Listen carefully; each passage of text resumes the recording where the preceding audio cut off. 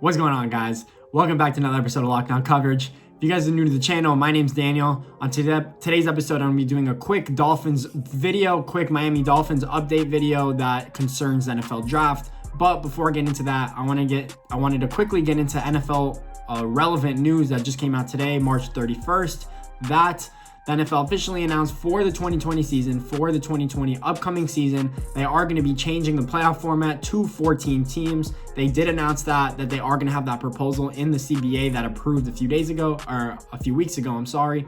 But that's good news for NFL fans. There's going to be more games in the playoffs. There's going to be more Cinderella stories, potentially more wild card or 7 seeds that could even make it to the Super Bowl if they get on a hot run at the end of the year, meaning that instead of it being seeded 1 through 6 in the NFC and the AFC, that it will be 1 through 7. And instead of the 1 and 2 seeds getting byes in each conference, they are going to do only the 1 seed getting byes, and that means the 2 seed will have to play in the wild card game against the 7 seed. So they are adding 2 more teams. It is going to bring more money, more revenue, more fans as well.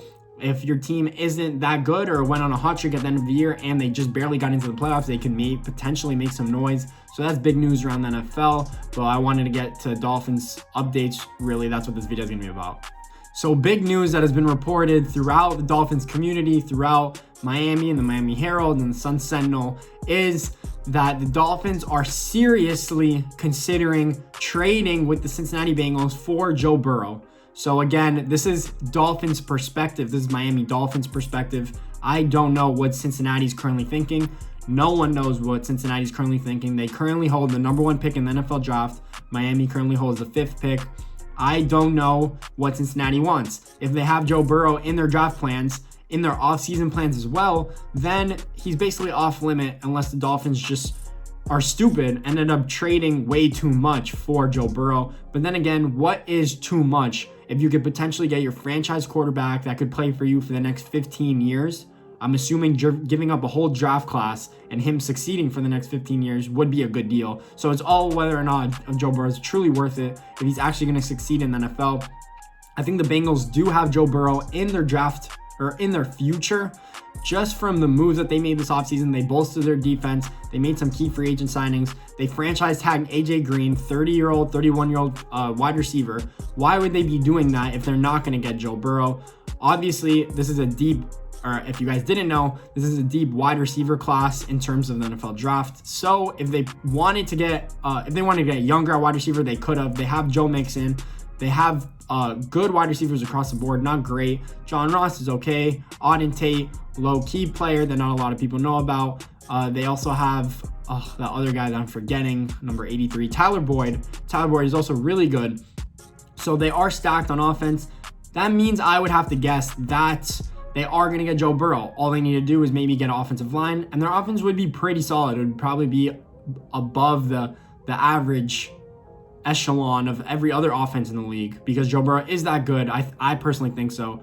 So if the Dolphins actually do trade for him, what is it going to be? Is it going to be all 3 first-round picks? I don't know if that's truly worth it. If I was Chris Grier, if I was general manager, let's put my thinking cap on. If I was personally Chris Grier, I would not trade all 3 first-round picks. You ended up trading Laramie Tunsil. Even though you got assets for him next year as well, you also traded away Minkah Fitzpatrick, who also gave you a first-round pick. Think about all the needs you could fill on your whole team as a whole if you do not trade any picks. I think that's why we traded them in the first place, thinking that we were going to get a QB that we needed to for the future, as well as adding on other key missing positions that we actually need on the roster. Because even though we did get a lot of free agency signings and we got potentially 8 starters on free agency, we still need 3 or 4 that are lacking serious depth. And that's concerning the left tackle. It's concerning running back, even though we got Jordan Howard. Maybe wide receiver depth. Quarterback is by far the number 1 glaring need, other than Ryan Fitzpatrick being our bridge quarterback and having someone sit behind him for a year. So I don't know what the Dolphins are going to do. I think if we trade, let's say, our 2nd-round picks and the 5th pick for the number 1 pick, I don't think that's going to happen. I don't think it's going to cut it. I think the trade that would cut it, 2 seconds and 2 firsts, I think that might do it. I think the Bengals have to be convinced to move out of this position because basically, if you're a coach or general manager, whatever quarterback you draft in your tenure is going to be your career. If he doesn't succeed, you're not going to succeed as well. So you're looking to get that guy that you're always going to be attached to in the draft or in free agency, whatever it concerns. I don't know if the Bengals are thinking of doing anything else, but if I'm Miami, this is just a quick update I wanted to give you guys that we're actually considering trading for the number 1 pick.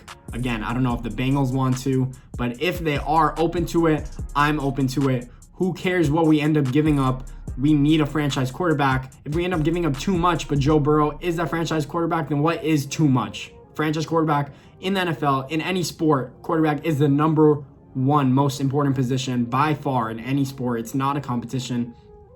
So if Joe Burrow is the franchise quarterback, that difference maker, whatever you want to call it, I think he is. He has every intangible in the book other than what? Maybe not a cannon arm. He still has a good arm. But Dolphins should pull the plug, pull the lever, do whatever you need to do to get your player. If it's Tua and you guys think that he's not going to be injured in the NFL, then so be it. But do whatever you need to do, get that franchise quarterback. I don't want them to say, oh, we missed out on those quarterbacks, so let's just settle for Justin Herbert. If that's what they seriously think, then I would be effing pissed if they actually did that.